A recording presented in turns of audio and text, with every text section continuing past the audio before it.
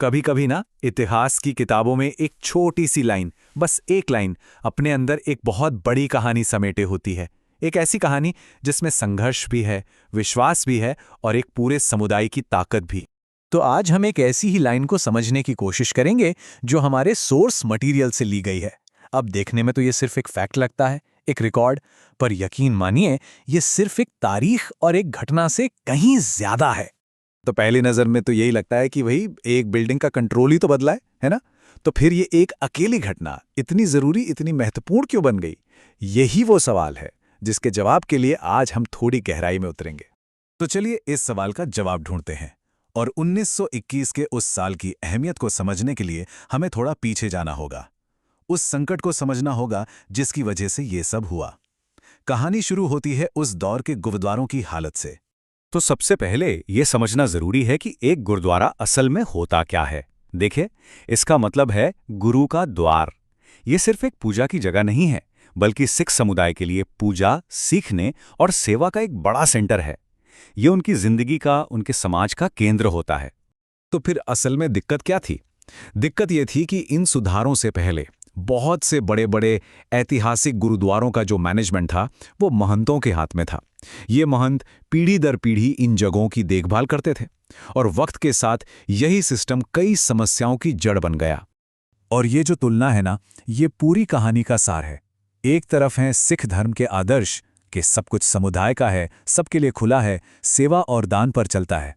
और दूसरी तरफ थी उस वक्त की हकीकत, जहां कुछ महंतों के राज में गुरुद्वारे उनकी निजी संपत्ति जैसे बन गए थे। लोगों की पहुंच सीमित हो गई थी और धार्मिक कर्तव्यों को नजरअंदाज किया जा रहा था। यही टकराव असल में संघर्ष का केंद्र था। तो जब हालात ऐसे हो गए तो इस बढ़ते संकट के जवाब में एक आंदोलन ने जन्म लिया। अब देखते हैं कि समुदाय ने इस चुनौती का सामना किया कैसे। और ये आंदोलन था गुरुद्वारा सुधारा आंदोलन। ये 20वीं सदी की शुरुआत में सिखों का एक बहुत बड़ा और, ये जानना जरूरी है, एक शांतिपूर्ण आंदोलन था। मकसद बिल्कुल साफ था, गुरुद्वारों का कंट्रोल वापस समुदाय के हाथों में लाना। इस आंदोलन का जो मकसद था वो इस एक लाइन में बहुत साफ हो जाता है। सिख पवित्र स्थानों की शुद्धता को बहाल करना और उनके प्रबंधन को समुदाय के हाथों में सौंपना। मतलब इरादा बिल्कुल साफ और नेक था। अब इस आंदोलन को लीड करने के लिए 1920 में एक संगठन बना, शिरोमणि गुरुद्वारा प्रबंधक कमेटी यानी SGPC। हाँ, ये वही संगठन है जिसका जिक्र हमने शुरू की उस एक लाइन में देखा था। तो सवाल ये है कि उनका तरीका क्या था, उन्होंने काम कैसे किया? देखिए, उनकी स्ट्रैटेजी बहुत ही सोची समझी थी। पहले समुदाय को इकट्ठा किया, उन्हें ऑर्गेनाइज किया। फिर शांतिपूर्ण तरीके से आंदोलन किया, जैसे मार्च और प्रदर्शन, और साथ ही सरकार पर राजनीतिक और कानूनी दबाव भी बनाया।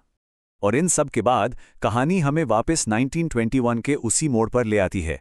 अब जबकि हमें पूरा कॉन्टेक्स्ट पता है, तो चलिए उस एक लाइन वाली घटना को फिर से देखते हैं और समझते हैं कि वो इतनी खास क्यों थी।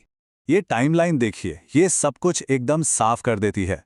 1921 की घटना कोई अकेली घटना नहीं थी। 1920 में आंदोलन शुरू होता है। 1921 में सचखंड साहिब पर नियंत्रण एक बहुत बड़ी, एक अहम जीत साबित होती है। और फिर 1925 में सिख गुरुद्वारा एक्ट पास होता है जो कानूनी तौर पर इस कंट्रोल को पक्का कर देता है। तो ये एक लंबी लड़ाई का एक बहुत ही जरूरी पड़ाव था। तो सचखंड साहिब को वापस हासिल करना सिर्फ एक गुरुद्वारे को वापस पाना नहीं था, ये उससे कहीं ज्यादा था। ये एक बहुत बड़ी सिंबॉलिक जीत थी, एक प्रतीकात्मक जीत। इसने ये साबित कर दिया कि आंदोलन की जो स्ट्रैटेजी थी, जो शांति का रास्ता था, वो काम कर रहा था। और इस एक जीत ने पूरे आंदोलन में एक नई जान फूंक दी। तो चलिए अब आगे बढ़ते हैं और ये देखते हैं कि इस पूरे आंदोलन की और 1921 की उस एक घटना की विरासत क्या है। मतलब आज ये सब क्यों मायने रखता है।